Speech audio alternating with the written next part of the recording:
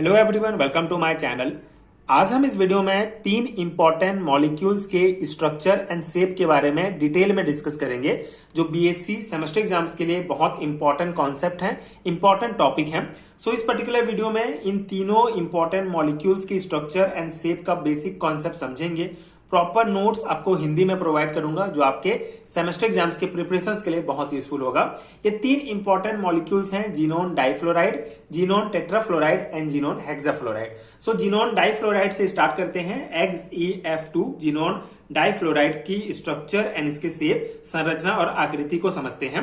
सो सबसे पहले आपको थ्योरी नोट्स प्रोवाइड कर रहा हूं। आपको ये थ्योरी एग्जाम में अगर आपके पूछा जाता है तो आपको पहले ये थ्योरी लिखना पड़ेगा, उसके बाद इसके कॉन्सेप्ट को, इसकी स्ट्रक्चर को समझते हैं।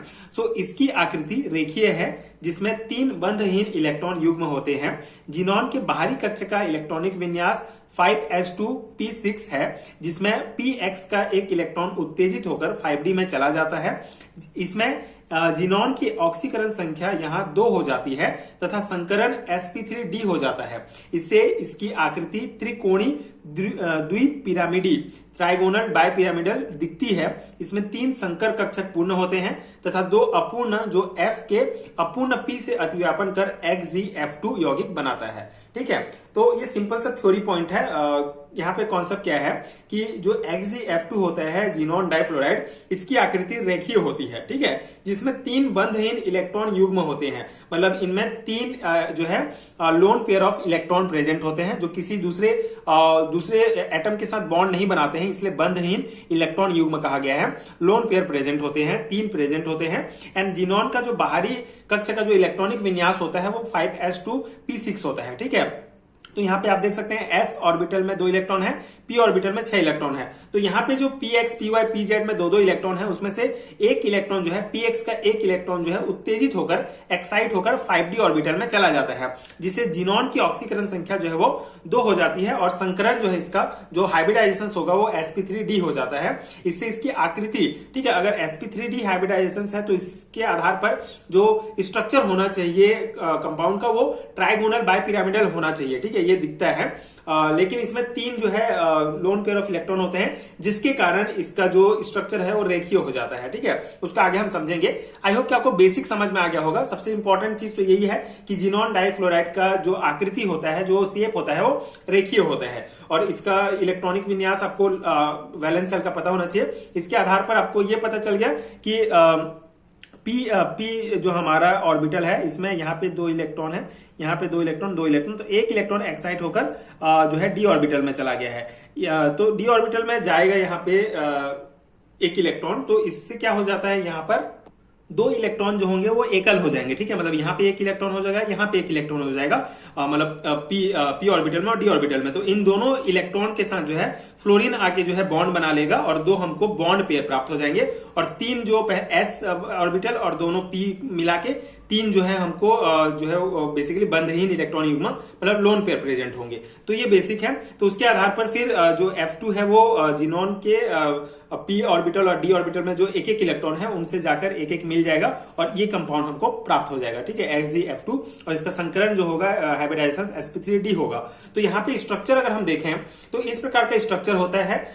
ये जो हमारे 3 लोन पेयर ऑफ इलेक्ट्रॉन है, इसको इस प्रकार से डिनोट किया गया है। ठीक है, यहाँ पे रखा गया है। जीनोन बीच में हमारा सेंट्रल मेटल आयन है, ये जो फ्लोरीन एटम भी इसके साथ जुड़े हुए हैं। तो इस प्रकार से फ्लोरीन जो है ये जुड़ेंगे, लेकिन जो लोन पेयर ऑफ इलेक्ट्रॉन है कुछ इस प्रकार से इक्वेटोरियल पोजीशंस में रहते हैं, जिसके कारण इसका जो पोजीशन, इसका ये जो मॉलिक्यूल है, ये एक्चुअल शेप जो है इसका लीनियर हो जाता है। ठीक है, मतलब कॉन्सेप्ट क्या है यहाँ पे इसके शेप और स्ट्रक्चर से रिलेटेड कि जीनोन डाइफ्लोराइड में जीनोन जो सेंट्रल एटम है उसके बाद 2 बॉन्ड पेयर हैं और 3 लोन पेयर होते हैं। कुल 5 इलेक्ट्रॉन पेयर होते हैं। तो अगर 5 इलेक्ट्रॉन पेयर है तो इसकी इलेक्ट्रॉन जियोमेट्री जो होगा वो हमारा ट्राइगोनल बाइपिरामिडल होना चाहिए। ठीक है, लेकिन यहाँ पे क्या होता है, लोन पेयर ऑफ इलेक्ट्रॉन है और ये लोन पेयर ऑफ इलेक्ट्रॉन जो है इक्वेटोरियल पोजीशंस में चले जाती हैं, जिसके कारण इस मॉलिक्यूल का जो स्ट्रक्चर होता है, जो एक्चुअल स्ट्रक्चर बनता है, वो लीनियर प्राप्त होता है। ठीक है, तो ये कॉन्सेप्ट है जीनोन डाइफ्लोराइड का। आई होप कि आपको समझ में आ गया होगा। सेम इसी टाइप के कॉन्सेप्ट से रिलेटेड है जीनोन टेट्राफ्लोराइड का। हम देख लेते हैं स्ट्रक्चर। ये तीन इंपॉर्टेंट मॉलिक्यूल्स हैं, कभी कभी एग्जाम में पूछे जाते हैं, तो तीनों का आपको बेसिक पता होना चाहिए। बेसिक कॉन्सेप्ट अगर आपको आ जाता है तो आप इजीली ये थ्योरी पॉइंट जो है अपने से भी लिख सकते हैं। तो जीनोन टेट्राफ्लोराइड की अगर हम बात करें तो इसकी संरचना में 5s2p6 उपकोष में 2 इलेक्ट्रॉन px एंड pz के 5d उपकोष में चले जाते हैं।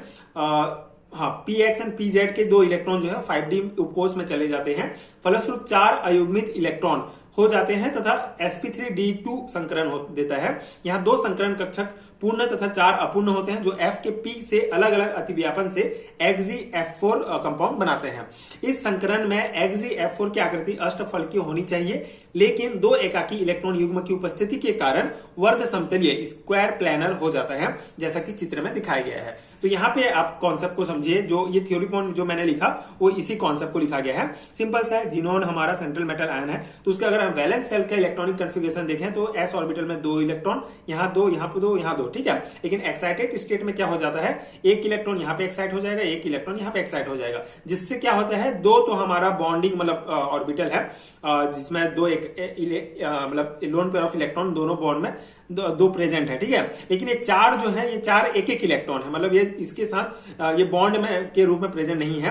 तो ये जो 4 एक इलेक्ट्रॉन है, इसके साथ क्या होगा, जो फ्लोरीन है वो आके जो है बॉन्ड बना लेगा, अलग अलग अतिव्यापन करके जो है बॉन्ड बना लेते हैं, जिससे इस प्रकार से हमको sp3d2 हाइब्रिडाइजेशन प्राप्त हो जाता है और ये फ्लोरीन आके इन इलेक्ट्रॉन के साथ जुड़ जाएंगे और XgF4 compound xenon tetrafluoride compound बना लेते हैं, ठीक है। तो ये कॉन्सेप्ट है।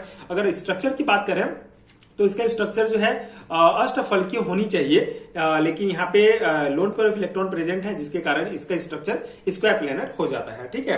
तो सिंपल कॉन्सेप्ट एक बार रिकॉल करते हैं कि जीनोन टेट्राफ्लोराइड में 4 बॉन्ड पेयर होते हैं, ठीक है। ये 4 बॉन्ड पेयर है क्योंकि चारों के साथ फ्लोरीन आके बॉन्ड बनाया है, ठीक है। एंड 2 लोन पेयर प्रेजेंट है, ठीक है।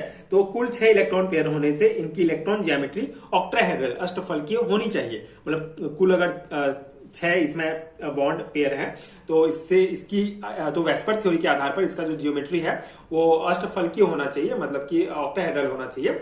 लेकिन 2 लोन पेयर ऑफ इलेक्ट्रॉन भी इसमें प्रेजेंट है, यहाँ पे है ना। तो लोन पेयर ऑफ इलेक्ट्रॉन जो है वो अपोजिट पोजिशंस में जुड़ते हैं इसके साथ, जिससे इसलिए जो 4 फ्लोरीन एटम जो है एक स्क्वायर बना लेते हैं, ठीक है।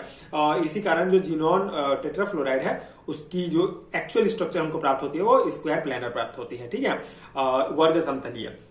तो ये जो है जीनोन टेट्राफ्लोराइड का संरचना है और ये बेसिक कॉन्सेप्ट आई होप आपको समझ में आ गया होगा। एक और देख लेते हैं इसी से रिलेटेड जो है हमारा जीनोन हेक्साफ्लोराइड, ठीक है। तो जीनोन हेक्साफ्लोराइड का भी कॉन्सेप्ट लगभग सेम ही है। जीनोन हेक्साफ्लोराइड के अंतर्गत जीनोन हेक्सावेलेंट है, अर्थात p उपकोष के 3 इलेक्ट्रॉन उत्तेजित होकर d ऑर्बिटल के कक्षक में चले जाते हैं तथा 6 इलेक्ट्रॉन अयुग्मित होकर 6 फ्लोरीन के p कक्षक में अतिव्यापन कर जीनोन हेक्साफ्लोराइड बनाते हैं तथा sp3d3 संकरण है। इसमें एक पूर्ण तथा 6 अपूर्ण उपस्थिति के कारण विकृत हो जाता है, ठीक है। तो सिंपल सा कॉन्सेप्ट है। जीनोन एटम का अगर ग्राउंड स्टेट में हम इलेक्ट्रॉनिक कन्फिगरेशन देखें तो इस प्रकार से होगा, लेकिन एक्साइटेड स्टेट में जो p ऑर्बिटल के तीनों इलेक्ट्रॉन जो है इस प्रकार से एक्साइट होकर यहाँ पे 5d ऑर्बिटल में चले जाएंगे। तो इस प्रकार से 6 जो है हमारा क्या हो जाएगा, एक 6 जो है बॉन्ड पेयर बनाने के लिए एक इलेक्ट्रॉन रहेंगे, जो कि जिसके साथ जो 6 फ्लोरीन एटम है वो आके बॉन्ड बना लेंगे। तो इस प्रकार से हमको 6 बॉन्ड पेयर और एक लोन पेयर प्राप्त हो जाता है, ठीक है, XgF6 में, ठीक है, जीनोन हेक्साफ्लोराइड में। तो यहाँ पे क्या है कि 6 बॉन्ड पेयर है, एक लोन पेयर है, तो कुल 7 इलेक्ट्रॉन पेयर है। तो 7 इलेक्ट्रॉन पेयर होने के कारण जो इलेक्ट्रॉन का जो अरेंजमेंट होना चाहिए वो पेंटागोनल बाइपिरामिडल होना चाहिए, ठीक है, वेस्पर थ्योरी के आधार पर। वेस्पर थ्योरी में बेसिकली हम स्ट्रक्चर का जो कॉन्सेप्ट हो समझते हैं, तो वेस्पर थ्योरी के आधार पर पेंटागोनल बाइपिरामिडल होना चाहिए था, लेकिन लोन पेयर की वजह से एक यहाँ पे लोन पेयर है, इसके कारण जो मॉलिक्यूल है वो बेसिकली डिस्टॉर्ट हो जाता है, विकृत हो जाता है। इसलिए इसकी जो एक्चुअल शेप होती है कुछ इस प्रकार से हमको प्राप्त होती है, ठीक है, डिस्टॉर्टेड ऑक्टाहेड्रल इसको कहा जाता है, या फिर इसको आप मोनोकैप्ड ऑक्टाहेड्रल कह सकते हैं, ठीक है। यहाँ पे इस प्रकार से ये लोन पेयर यहाँ पे रहेगा और ये डिस्टॉर्टेड स्ट्रक्चर है। तो इस प्रकार से जीनोन हेक्साफ्लोराइड का हमको ये स्ट्रक्चर प्राप्त होता है। तो क्यों प्राप्त होता है आपको समझ में आ गया होगा। यहाँ पे अगर बेसिक अगर हम देखें, अगर ये लोन पेयर प्रेजेंट नहीं होता तो ये हमारा पेंटागोनल बाइपिरामिडल टाइप का स्ट्रक्चर रहता, लेकिन यहाँ पे लोन पेयर है जिसके कारण ये स्ट्रक्चर डिस्टॉर्टेड ऑक्टाहेड्रल स्ट्रक्चर हमको प्राप्त होता है। तो ये सिंपल सा है, आपको स्ट्रक्चर को 1-2 बार बना के देखना है और कॉन्सेप्ट समझ में आ गया तो फिर इसको आप इजीली अपने एग्जाम में लिख सकते हैं। तो आई होप कि आपको समझ में आ गया होगा। मैंने ये प्रॉपर नोट्स हिंदी में प्रोवाइड किया है, तो अगर आप हिंदी मीडियम के स्टूडेंट हैं तो आप अपने सिलेबस में टॉपिक देख सकते हैं, आपके सिलेबस के कौन से यूनिट में ये टॉपिक है, तो उस अकॉर्डिंग भी इसकी प्रिपरेशन आप कर सकते हैं। अगर स्पेसिफिक बोलूं तो मैं बीएससी फर्स्ट सेमेस्टर में आपको आयनिक बॉन्ड चैप्टर में ये टॉपिक देखने को मिल जाएगा। अगर आपको पेड हैंड रिटन नोट्स चाहिए हिंदी मीडियम के या इंग्लिश मीडियम के केमिस्ट्री के बीएससी एमएससी सेमेस्टर एग्जाम्स के लिए, तो नीचे डिस्क्रिप्शन बॉक्स में आप पीडीएफ स्टोर चेक कर सकते हैं। वहां आपको पीडीएफ स्टोर का लिंक मिलेगा जहां से आप डायरेक्ट जाके नोट्स ले सकते हैं। सिंपल मेथड्स हैं जिसके थ्रू आप पीडीएफ डाउनलोड कर सकते हैं। एंड अगर ये वीडियो हेल्पफुल है तो आगे के वीडियोस देखने के लिए आप मेरे चैनल के साथ जुड़े रहिए। Thank you so much for watching.